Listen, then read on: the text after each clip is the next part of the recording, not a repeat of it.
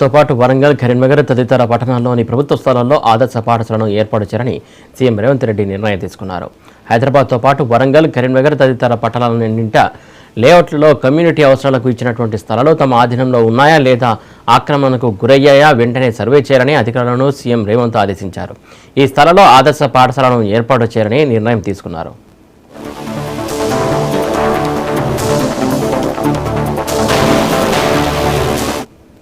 పాఠశాలల ఏర్పాటుకు ముందుకొచ్చే కార్పొరేట్ కంపెనీలు పేరొందిన పాఠశాలల యాజమాన్యాలకు వీటిని అప్పగించాలని సూచించారు.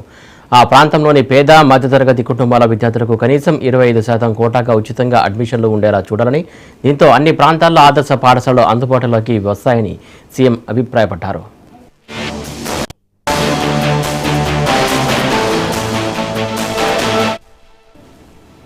హైదరాబాద్ హుస్సేన్ సాగర్ సమీపంలోని పరిసర ప్రాంతాలను ఆహ్లాదకరంగా ఉండే అందమైన జోన్గా తీర్చిదిద్దాలని సీఎం అధికారులకు సూచించారు.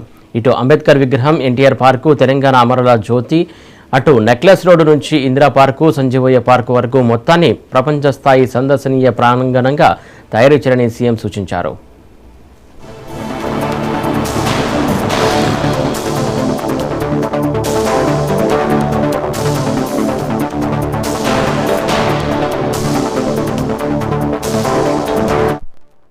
హుస్సేన్ సాగర్ చుట్టూ నిబంధనలకు విరుద్ధంగా ఆక్రమణలను తొలగించి పర్యాటకులు, సిటీ ప్రజలు తీరిక వేళలో ఆనందంగా గడిపేలా ఈ ప్రాంతం ఉండాలని సీఎం అధికారులకు వివరించారు.